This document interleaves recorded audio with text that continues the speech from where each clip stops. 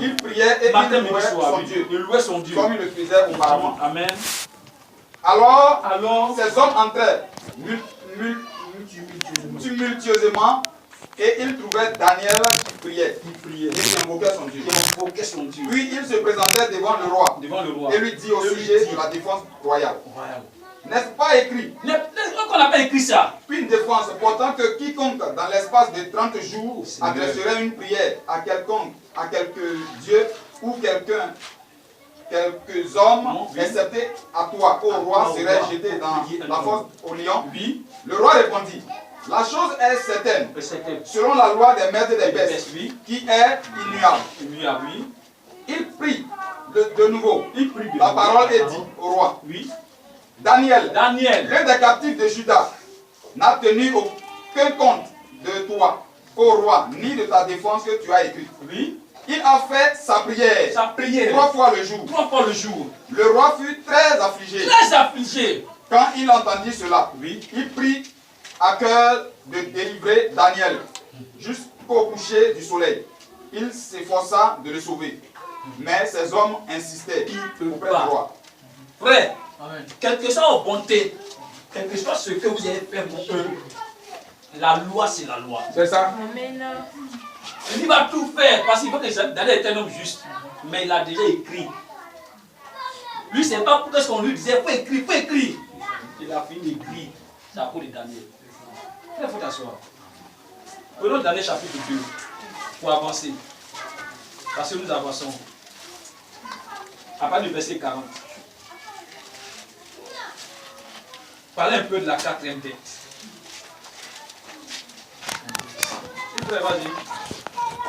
Et le 4e royaume sera fort comme le fer. De même que le fer broie et écrase tout, et que le fer brise toutes ces choses, il broyera et brisera. Et selon que tu as vu les pieds et les orteils en partie d'argile, de potier et en partie de fer, le royaume sera divisé. Et il y aura en lui de la dureté de fer, selon que tu as vu le fer mêlé avec de l'argile grasse. Que Dieu te bénisse. On dit lui là, il écrase tout sur son chemin. Vraiment dit que la 4e bête c'est le dragon. C'est pas ça?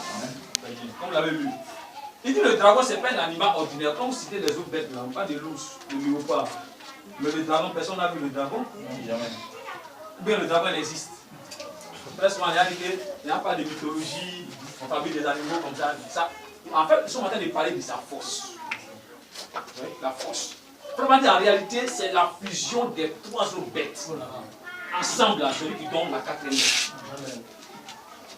Regardez sous la 1re bête, sur la 2e bête. Alléluia.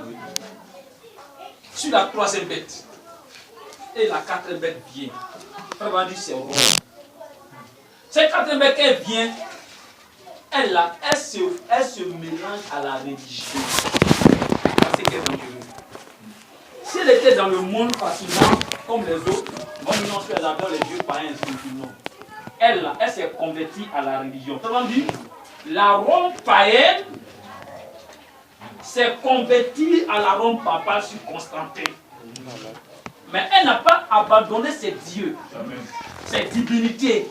Elle les a entraînés tous cela dans la religion.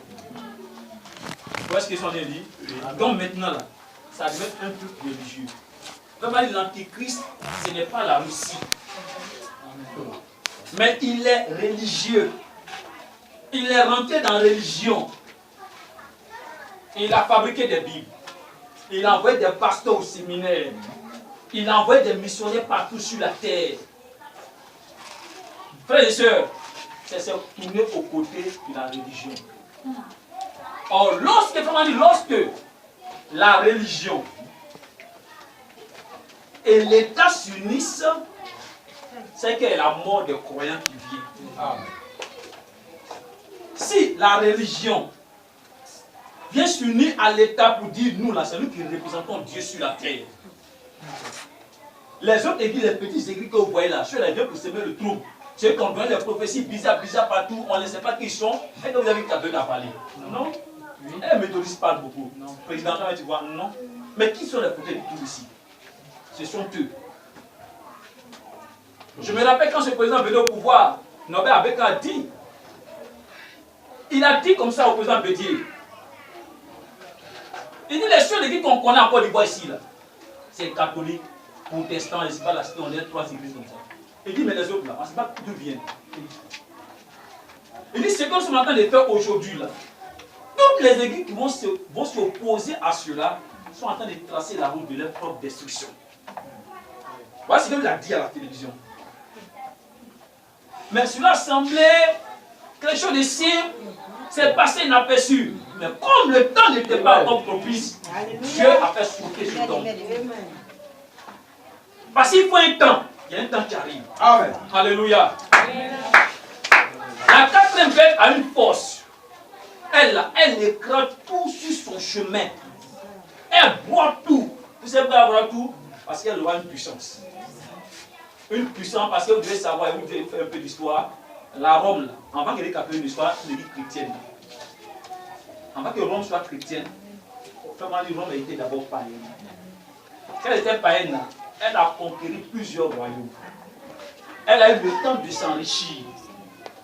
Et pas qu'un jour, j'ai regardé une émission comme ça, où on parlait de la richesse de l'île catholique.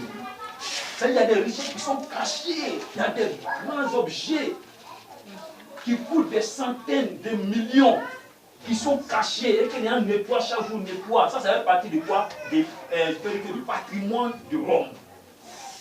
Rome a de l'argent. Rome est financièrement active. Un jour, on nous enseignait en entrepreneuriat, ça veut dire que pour qu'on fait en université, là, où l'entrepreneur nous disait comme ça que il n'y a pas une économie dans le monde entier qui est plus stable, qui est plus ordonnée. Il n'y a pas un modèle financier qui est plus ordonné que le modèle financier catholique. Et que même les grands financiers se battent toujours sur la manière de quoi? Les manières de chérir. C'est une église qui a quoi? Pour vision de gouverner. Et le diable a trouvé son homme dedans. Comme le diable a trouvé son homme, qui était le serpent ancien, il a trouvé son homme. Il dit, ok, ça peut aller. Avec ça, il peut travailler. Amen? Amen. Vous aimez cela? Amen. Vous écoutez ce qui est venu ici? Oui. Dans le premier saut. On me dit. Amen. Paragraphe 381. On dit à pas de là. Et puis on va aller à 383. Je vais vous dire, nous parlons de la conquête qu'il va faire. Il va vraiment conquérir. Il a déjà fait. C'est déjà dans la poche. Voilà tout. Ça va se régler par l'argent. Un gain sordide. Exactement. Ils aiment l'argent plus que Dieu. C'est pas ce que Paul a dit à Timothée. Quand ils aiment l'argent plus que Dieu passer au monde, l'église aime l'argent plus que Jésus. Vrai ou c'est faux?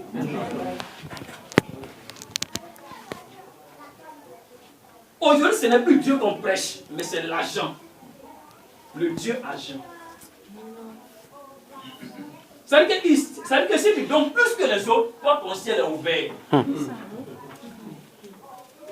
Pourquoi c'est faux?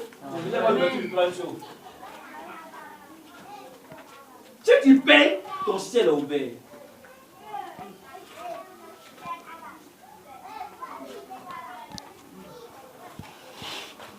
Aimant Dieu, aimant l'argent plus que Dieu. Tout ce à quoi il pense maintenant, c'est combien a-t-il d'argent? Qu'est-ce que c'est? Paragraphe 382. Vous savez, on a souvent dit, donnez l'argent à l'église et elle révolutionnera le monde. Donnez l'argent à l'église et elle enverra des évangélistes dans le monde entier. Et que va-t-elle faire?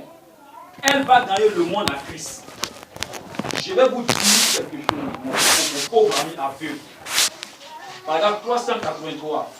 Ce n'est pas l'argent que le monde, c'est pas par l'argent que le monde est gagné. C'est pourquoi vous les voyez, ils vont fléchir genoux devant qui? Rome. C'est pas vous les voyez, on fait genoux devant les autorités, devant le pouvoir. Pourquoi?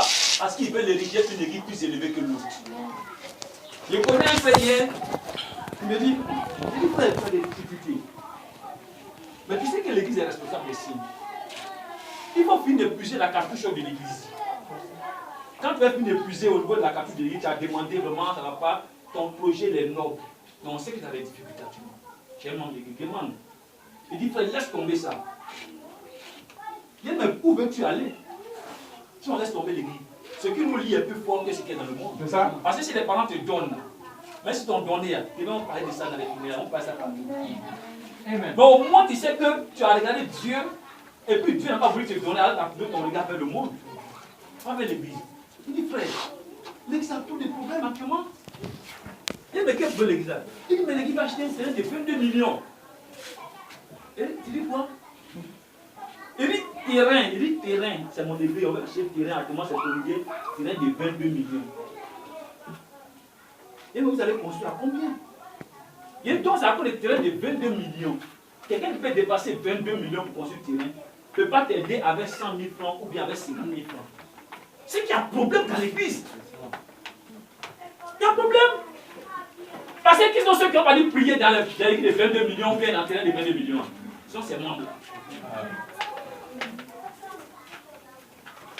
Ce n'est pas l'argent qu'il faut pour que l'église, pour que le monde puisse être gagné.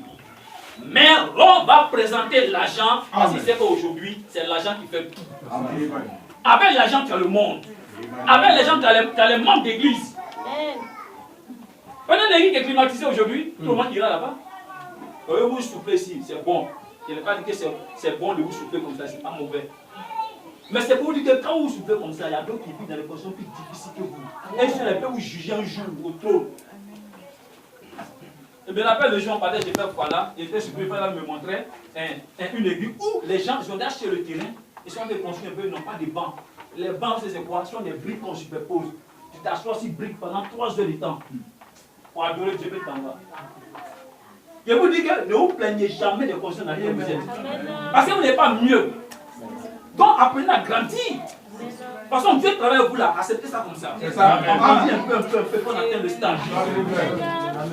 Mais si tu te plains, si le diable tombe mieux, tu vas partir. C'est ça. Amen. Moi, j'ai vu l'église du message où là-bas, c'est Cantine qui a retenu des gens. Ce n'est pas la parole. Il dit, oh, j'aime cette église du message. Là-bas, quand tu vois les chants sont trop spirituels, les chants, alléluia, on ne parle jamais que la parole qu'on prêche dans la vie. Quand tu as fini de chanter Dieu, tu as fini de chanter, tu as ensuite ta fini là. C'est quelle parole on te sème, on sème en toi. C'est quelle vie tu vas reproduire. Les cantiques font partie de l'adoration, mais les cantiques là, c'est secondaire. Les songes sont des voix secondaires que Dieu utilise pour parler, mais la voix première c'est la parole de Dieu. Amen. Et l'homme doit se nourrir de la parole de Dieu. Amen. La vraie parole de Dieu pour son âme. Amen. Avec mon ami, détrompe-toi. Ce n'est pas par l'argent que le monde sera gagné à Christ.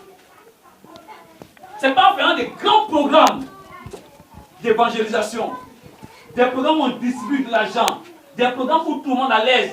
J'ai vu quand tu vas là-bas, on finissait le cul, donc plus tout ça pour là. C'est pas mauvais. Mais ils font ça dans quel but? Pour avoir des membres. Quand vous les voyez, vous avez honte. Vous êtes chrétien, mais vous avez honte. Parce que les païens, quand ils parlent, ils disent que vous aussi, ah ça c'est chrétien, comme ça c'est chrétien. Vous avez honte, ça veut dire que vous avez honte. Et vous dites que vous êtes chrétien. Parce que vous voyez, tu as dit quoi aux païens? C'est lui qui a été effacé là. Et la Bible amène là. Et puis ils sont allés chercher les Bibles, les voir, comment ils sont habillés, Et ils font mettre des bouts d'oeil dans l'oreille, tout ça là. Et puis ils sont en train d'adorer. Et qui remplit.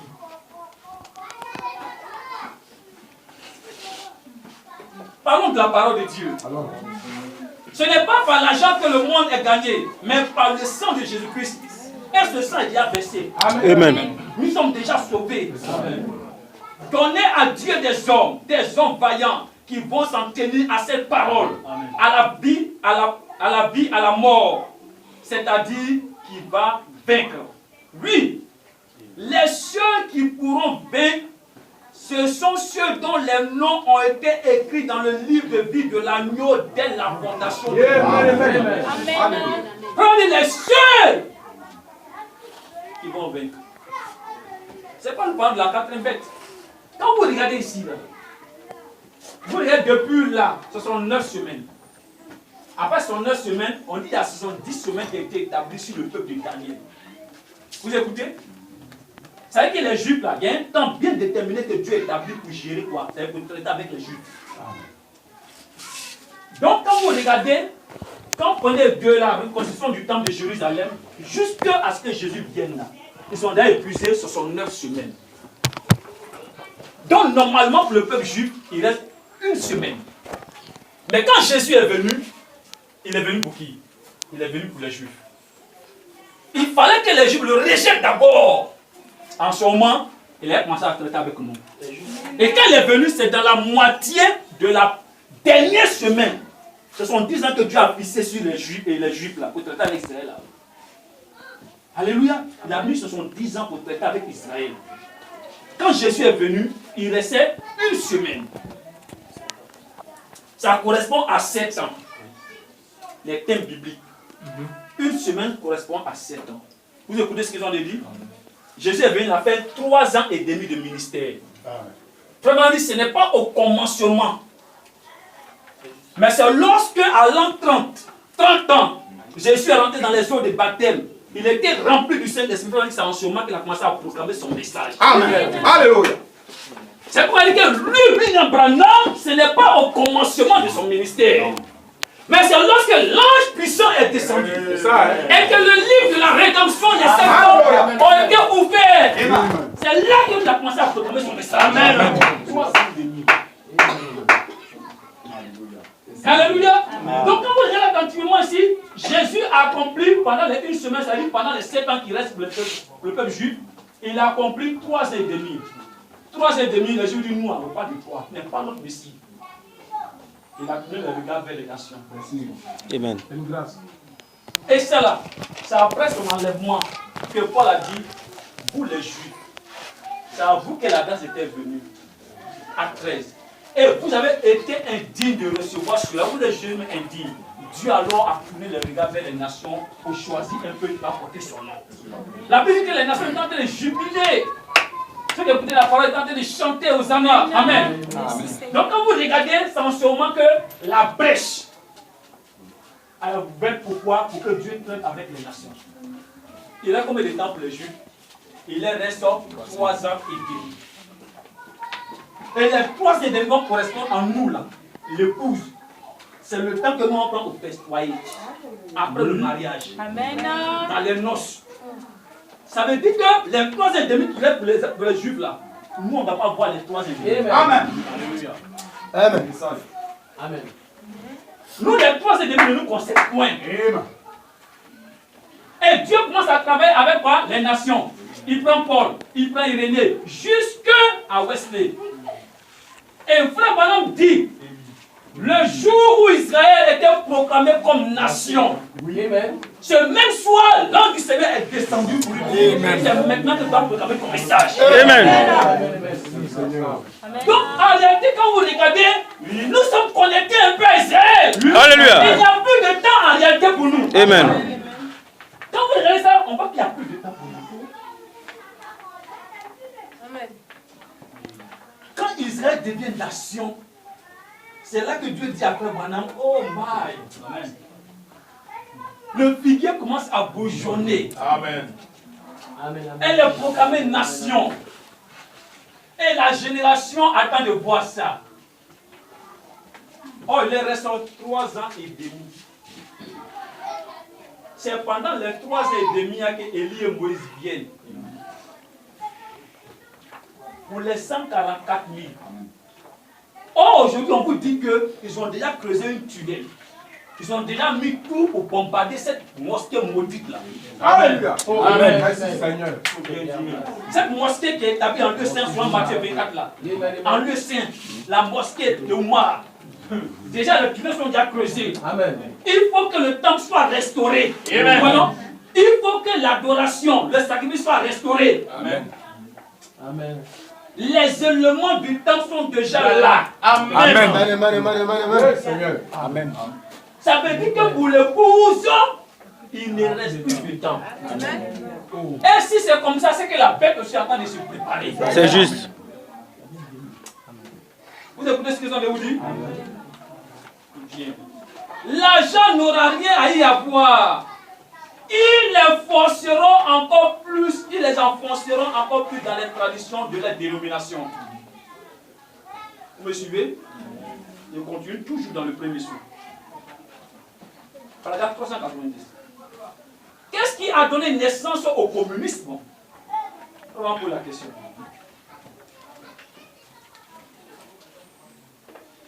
Attendez, je vais retourner un peu en arrière. La question que j'ai sautée ici, oh j'aime celui-là. Alléluia. Frère Branham était un prophète. 1963. Tu le premier sur 170. Pas 170 sur 230. 338. Amen. Je crois que j'ai prêché là-dessus, ici, il n'y a pas longtemps. C'est ce qui arrivera aux États-Unis. Quand dans la situation monétaire, les États-Unis, police du monde. Quand tu veux que quelque chose s'exécute là, les États-Unis ne peuvent rien faire. On dit l'ONU n'a qu'à se mettre en place. Les États-Unis disent l'ONU c'est qui? Allez, qu'est-ce que c'est celui-là d'en faire? On est à bout, alors pour m'adonner les ramassons celui-là. Frère Branham dit, quand vous lisez cela, ils l'ont typifié dans le chapitre 13 comme un agneau. Il a deux cornes. Frère Branham dit les deux cornes, après la salle de la liberté, non? Deux cornes. Il dit, quand vous regardez attentivement, il dit c'est le pouvoir politique et puis le pouvoir ecclésiastique. La religion. Oh, quand nous regardons, frère, on dit que l'Amérique que vous voyez là, toutes les nations vivent des impôts. L'Amérique est une nation qui vit des impôts. Ça veut dire que moi, je travaille, mon salaire qu'on me paye, on prend un peu, on dit ça c'est impôt. La vie de travail c'est impôt. Donc si tout le monde travaille, on prend un peu, ça va un peu prendre pour arranger les routes. Pour faire ça, vous payez les fonctionnaires. Pour faire ceci et cela. Vous voyez ça? Maintenant, vraiment, on dit que un peuple américain vit de ça aujourd'hui. C'est qu'elle doit prélever, c'est-à-dire que ce qu'il va prendre sur la population dans 40 ans. C'est-à-dire que si on compte 1, 2, 3, 4, 40 ans, à part les 40 ans, ce qu'ils vont prendre, c'est-à-dire qu'ils doivent vivre de ce jour-là, c'est-à-dire 40 ans après, ils doivent prendre les impôts de 40 ans pour vivre. Mais eux, déjà là, impôts qu'ils vont payer dans 40 ans, là, ils ont déjà pris, ils sont en train de vivre la baisse. Donc, au moment où on est en train de prêcher ça là, amen. Comptez pour voir la crise qui s'est abattue aujourd'hui. C'est pourquoi les nations sont en faillite. Regarde ce que Papa dit. Papa dit, et Dieu l'a, excusez-moi, je crois que je l'ai prêché ce qui est arrivé aux États-Unis. Quant à la situation monétaire de l'argent, nous payons nos dettes actuellement avec des impôts qui seront prélevés dans 40 ans. Vous suivez? Qu'est-ce qu'il y a? Tout l'or est emmagasiné et ce sont les juifs qui détiennent les bons. Vous suivez? Ce sera Rome. Maintenant, regardez bien. Nous savons qui sont les propriétaires des grands magasins. Mais c'est Rome qui possède la majeure partie des richesses du monde. Le reste est entre les mains des juifs. Vous savez ce qu'ils ont dit? Maintenant, regardez bien. C'est pourquoi on vous parle. Noël, par-ci et cela. Les grands magasins là sont eux. Ceux qui sont en bas qui subventionnent. C'est pourquoi quand la Russie va régler son compte, on dit les grands quoi? Les grands commerçants. Ceux qui vendent sang, ceux qui vendent les bijoux. Tout ça va s'arrêter et puis ça les fait mal. On dit 1 heure, madame, 30 jours. Ils vont régler les comptes. Comment dire que ces personnes-là, ils auront la haine pour Rome. C'est Dieu qui va les susciter pour ça. Amen. Amen, amen, amen, amen. Maintenant, écoutez bien ceci. la façon dont le Saint-Esprit m'a révélé, il fera avec beaucoup une solide alliance d'une semaine. Et durant la moitié de la semaine, il fera cesser le sacrifice des obligations. Et le dévastateur ira jusqu'à l'extrême de l'abomination, jusqu'à ce que la ruine et ce qui a été résolu fondent sur le dévastateur. Vous écoutez? Amen. Oh, nous savons qui est Rome. Nous savons qui est le cavalier au cheval blanc. Oui. Nous savons qui est sorti en tant que doctrine. Et puis, qu'est-ce qui est arrivé à la Rome païenne? Elle est devenue la Rome papa et elle a été couronnée. C'est bien maintenant religion. Maintenant, regardez bien. Au temps de la fin, pas dans les premiers jours où Christ prêchait, mais au temps de la fin, la dernière partie de la semaine, ce qu'on vient de voir, les 70 semaines de Daniel, Christ a prophétisé pendant 3 ans et demi. Et il reste encore 3 ans et demi à venir. Pas vrai? Et ce prince, en ce temps-là, il fera une alliance avec le peuple de Daniel, c'est-à-dire les Juifs. Oh, ça c'est une fois que l'épouse est enlevée. Amen. C'est-à-dire que le Juif attend que Rome et puis les Juifs ont fait une alliance. Vous devez savoir que si vous entendez ça là, vous n'êtes pas parti pour l'enlèvement. L'enlèvement vous dit quelque chose, frère. Oui. Ce n'est pas quelque chose de tape à l'œil. Ou pour le matin, l'enlèvement est déjà passé.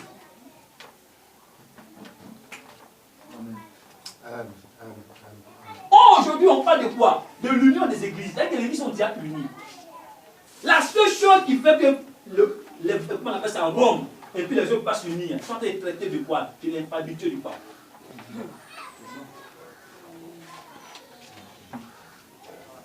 Fiez-vous à RFI. Fiez-vous aux télévisions, aux chaînes étrangères. Fiez-vous, ne vous fiez pas au Saint-Esprit. Je me rappelle un jour, il est parti au travail. Arrivé là-bas, je suis allé matin tôt, ce jour-là, ça chauffait ici. On dit, on a attrapé des gens, on a coupé les têtes. On a attrapé les enfants, on a coupé les têtes. Donc ça chauffait chez nous, à Kobo aussi.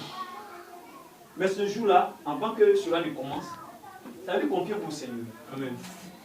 Je devais arriver au travail. Je devais travailler à commencer. Arrivé là-bas net, on me dit non, il y a eu grève. Que ces étudiants-là, ils ne vont pas au cours. Mais non, on n'a pas dit cela. Le directeur a attendu ses excuses. Et puis il dit bon, donc, matin tôt, quand on m'a dit il y avait du travail à 7h30, quand il n'y a pas pour net, il n'y a plus ma route. Il y a fait une petite pousse. Là, je suis rentré à la maison. Quand je rentrais, ma femme s'est parée à sortir. Elle devait partir à Port. Puis bizarrement, je lui ai dit, il ne faut pas que tu sois parti. Or, tout ça, c'est le Seigneur qui avait traité. On avait échangé un peu, et dit non, pas parti, on est resté, et puis elle est restée. Alors qu'elle était déjà toute prête. Ça veut dire que s'il avait tardé un peu avant de venir, je crois qu'elle serait déjà partie. À 9h net, on dit les mouvements ont commencé. Si vous vous confiez au Saint-Esprit, si vous laissez la conduite du Saint-Esprit vous conduire, vous ne serez pas surpris. L'épouse a tranquillisé vos frères. L'époux ne sera pas surprise des événements. Amen. Elle ne verra pas cela. Remarquez dans la dernière moitié de la semaine, Daniel, le peuple, fait une alliance. Ce prince, il fait une alliance avec Rome. Il fait une alliance à cause de leurs richesses, sans aucun doute, vu que ce sont les catholiques et les juifs qui détiennent la richesse du monde. Amen. Donc pour avoir les juifs, ils vont faire une fausse alliance. Remarquez dans la dernière moitié, excusez-moi, je suis allé au Vatican, ça peut m'en parler. Donc je laisse tomber ce qui peut m'en partir, où il a dit qu'il devait se procéder, puis il a refusé. Les Roms savent que, eux là, ils doivent imposer Apocalypse chapitre 13. Apocalypse chapitre 11. Apocalypse chapitre 2 doit s'accomplir. Que tu sois vieux, enfant, tout sur la doit pécher sur le monde. Les gens doivent adorer. Le système doit être établi. Comme ils savent qu'ils n'ont pas le pouvoir encore, et que ceux qui détiennent l'Amérique que vous voyez là, est soutenue par les Juifs. Amen. Oh, j'aime celui-là. Supportez-moi juste un peu. Je veux des votations bien en partie. Paragraphe 354. Alors, il n'y a qu'une chose à faire. Excusez-moi. C'est ça. Amen. Écoutez ce que Frère dit. Frère dit l'Amérique est endettée, non? C'est pas ça? Amen. Il dit, et après que l'église aura été enlevée, Rome et les Juifs vont faire alliance. Après quoi? Chacun ment, Rome et puis les Juifs font alliance. Ainsi parle. Avec, écoutez, une alliance l'un avec l'autre. La Bible dit qu'il le ferait avec le peuple saint. Et maintenant, remarquez, ils vont la faire. Notre pays court à la faillite. Comment faire quoi? Après, on attend de parler de Juifs, et puis qui? Et puis Rome. Et puis il met l'Amérique dedans. Il dit notre pays, l'Amérique, court à une faillite. C'est pas ça? Regardez ce qu'il faut m'attendre ici. Je veux que vous sachiez cela. Amen. Notre pays court à une ruine, à une faillite. Et le reste du monde qui base son économie sur les talons or est tout aussi fauché. Vous le savez.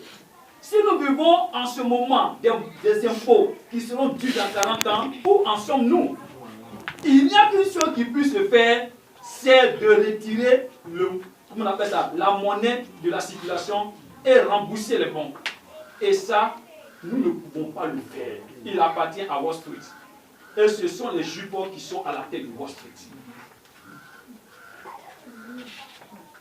Ça a été ceux qui peuvent aider. Ça n'a même pas pensé à dire que je retire quoi? Je retire cette monnaie et puis on rembourse quoi? Les bons. Il dit la seule personne qui fait ça, ce n'est pas l'Amérique, c'est les Juifs. Parce que c'est eux qui détiennent Wall Street. Amen? Très bien. Alléluia! Amen. Le reste est au Vatican. Le reste, ça appartient au Vatican. Frère dit. Et comme ce homme, comment s'appelle-t-il? Comme Castro l'a fait. Il a fait la chose la plus intelligente qu'il n'ait jamais faite. En parlant de la Cuba. Ça ne nous intéresse pas. Il dit, remarquez maintenant. Mais nous, on ne peut pas faire ça. Ces gens-là ne le permettront pas. Les riches marchands de la terre détiennent tout cela. Alors, il n'y a qu'une chose à faire. L'Église catholique peut rembourser. Qui peut rembourser? Elle est la seule qui est l'argent. Elle peut le faire et elle va le faire. Amen. Et en le faisant, pour y arriver, elle fera un compromis avec les Juifs pour faire une alliance. Et quand elle le fera, elle fera cette alliance avec les Juifs. Maintenant, souvenez-vous, je prends ça dans les Écritures. Et donc, quand elle le fera, et qu'elle fera cette alliance, nous voyons dans Daniel 2, 28, 23 et 25, qui fera prospérer les métiers. Les métiers, ce sont les industries dans sa main. Alors, il fait une alliance avec les Juifs.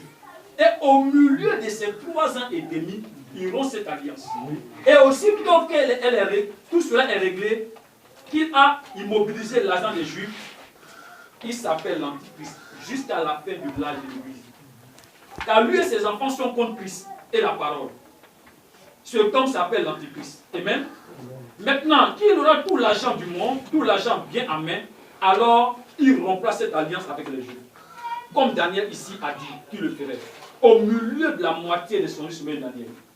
Et alors, frère, qu'est-ce qu'il va faire? Il possédera la totalité du commerce mondial et les affaires. Amen. Amen. Et il fera un pacte avec le monde parce qu'il détient les richesses du monde au complet. Et pendant cette période, les 2 prophètes entreront en scène. Et ils appelleront les 144 000. Alors, qu'est-ce qui va se passer? Alors, la marque de la bête d'Apocalypse chapitre 13 sera apposée.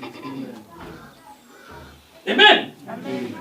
Parce qu'il détient toutes les affaires du commerce et tout à l'échelle mondiale. Et en ce moment-là, qu'est-ce qui va se passer? La marque de la bête sera introduite, ce qui fait que personne ne pourra acheter ni vendre, à moins d'avoir la marque de la bête Frère Branham a donné 3 cours sur la chair. Amen. Il dit, Dieu soit loué. L'église sera en train de jouir d'un merveilleux 3e dans la gloire.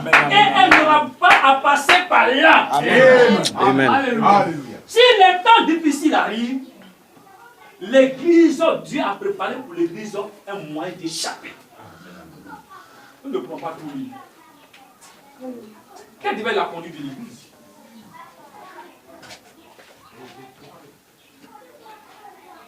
Frère Branham dit, Dieu ne bénira pas Israël.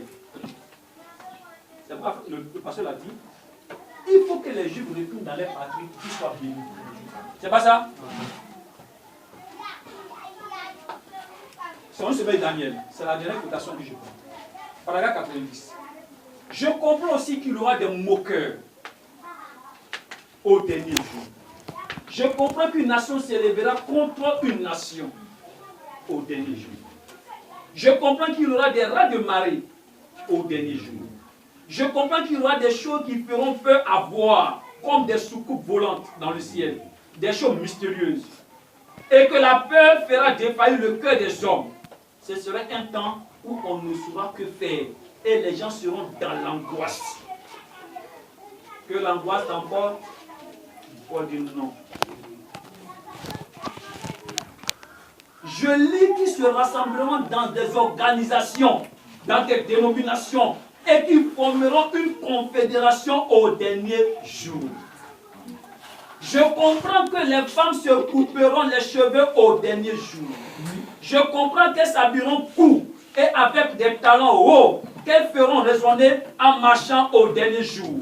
Je comprends que les mœurs seront tellement relâchées au dernier jour. Je comprends que les prédicateurs seront de faux péchés au dernier jour. Qu'ils feront des compromis au lieu de nourrir les hommes de la parole de Dieu. Amen. Ils se tourneront vers les credos et vers toutes ces choses. Mais je comprends qu'une voix se fera entendre au dernier jour. Qu'elle cria dans le désert, qu'elle appellera les gens à revenir au message originel, à revenir aux choses de Dieu. Je comprends par le livre que ces choses vont avoir lieu. Je comprends que dans les derniers jours, il y aura une famine. Les églises seront tellement organisées, tellement arrêtées et tout, qu'il y aura une famine dans les derniers jours. Et que ce sera pas seulement de pain et d'eau, mais ce sera d'entendre la vraie parole de Dieu. Et les gens partiront de l'est, de l'ouest, au nord, au sud, chercheront à entendre la vraie parole de Dieu. Mais les églises seront tellement organisées, tellement figées, qu'elles ne l'entendront pas. Mais, c'est ce que je comprends par les livres. Frère Branham attend de parler comme Daniel. Mais, dans ce jour-là, oh Dieu, un gemme s'élèvera de David. Je comprends qu'il enverra Élie avant que ce jour arrive. Amen. Au temps de la fin. Et qu'il aura un message qui ramènera le cœur des enfants au Père. Qui les ramènera à l'original. Qui les fera retourner jusqu'au bout. Et recommencer. Je comprends que cela se produira juste avant que l'Esprit quitte l'Église des nations. Pour se tourner de nouveau vers les Juifs. Voyez cela? Et je ne comprends pas. Il dit, je ne comprends pas. Je ne comprends pas seulement par la lettre. Je comprends par la parole écrite, qu'Israël retournera dans sa patrie. Et je la vois entrer. Je comprends par les lettres. Je comprends par les lettres des prophètes d'Israël. Par les prophètes d'Israël. Israël deviendra une nation. Le culte sera rétabli dans le temps. Je vous ai parlé de ça. Dieu traitera de nouveau avec elle. Et quand elle sera retournée dans sa patrie, oh, 2 prophètes paraîtront parmi eux dans les derniers jours. C'est ce que je comprends. Au moment du départ de l'Église des nations, 2 prophètes arriveront, Élie et Moïse, pour Israël. Nous verrons cela au cours de notre étude. Le prophète a vu que le temps là-bas à Babylone était presque écoulé. Amen? Oh, j'aime cela, j'aime cela, j'aime cela, j'aime cela. Je vais vous dire ce que Frère Branham dit.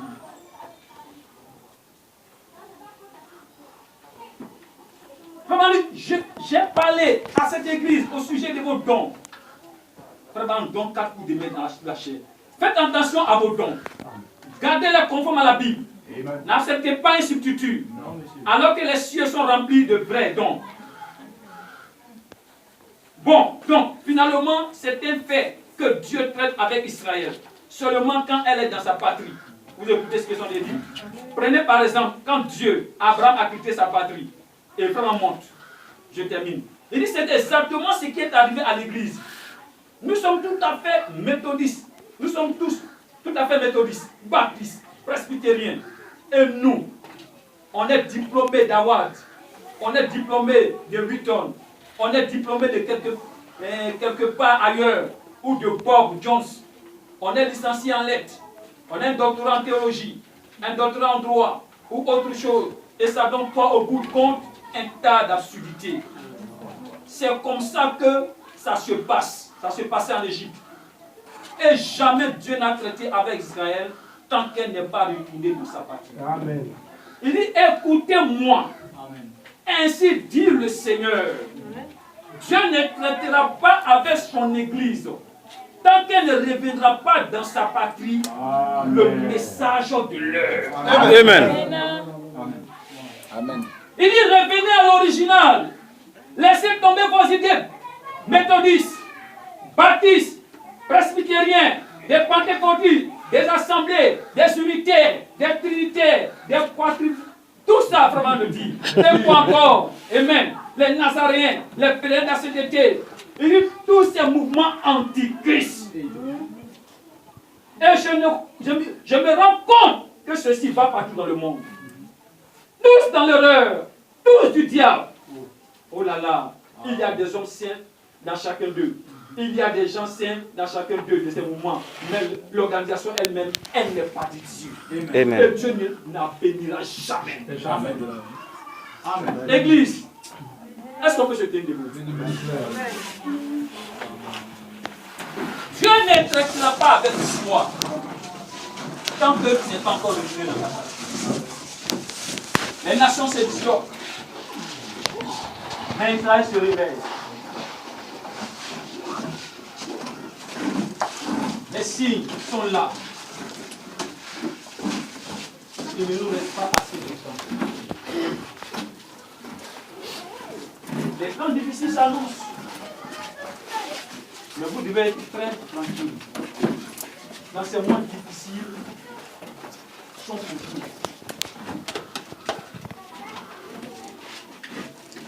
Oh, la Bible dit que le peuple d'Israël est béni. On n'a pas le temps de lire cela. Béni sur Joseph. La bénédiction coulait en flot. Les Juifs étaient reçus en Égypte. Oh, la bénédiction était là. Tout allait bien. Le commerce fleurissait. Les femmes accouchaient en paix. Les Juifs étaient bénis dans ce pays. Mais ils avaient ignoré que ce pays ne leur appartenait pas. Que ce pays n'était pas leur héritage. Les colons aujourd'hui pensent que la terre c'est leur héritage. Ils pensent qu'aujourd'hui c'est ici qu'ils vont rester. L'enlèvement est notre héritage. Il faut que la terre soit purifiée avant que nous ne revenions ici. Alors la Bible dit que Dieu a suscité un homme cruel qui ne connaissait pas Joseph. Et lui a commencé maintenant à taper dur sur la table, à serrer les entreprises, aimer là où les Juifs, où les gens pensaient que le lait, le miel coulait pour eux. Parce que pour cela, il y avait une prophétie que Dieu avait donnée à son serviteur Abraham, que ton peuple après toi sera asservi dans un pays étranger. Mais moi, Dieu, je vais envoyer un prophète pour les faire sortir, pour envoyer là où ils peuvent adorer Dieu en paix. Les moments difficiles sont une bénédiction pour toi. Amen. C'est un moment où Dieu te fortifie. Dieu trouve un chemin. Dieu veut te conduire quelque part. Dis Seigneur, je sais que tu veux me conduire quelque part.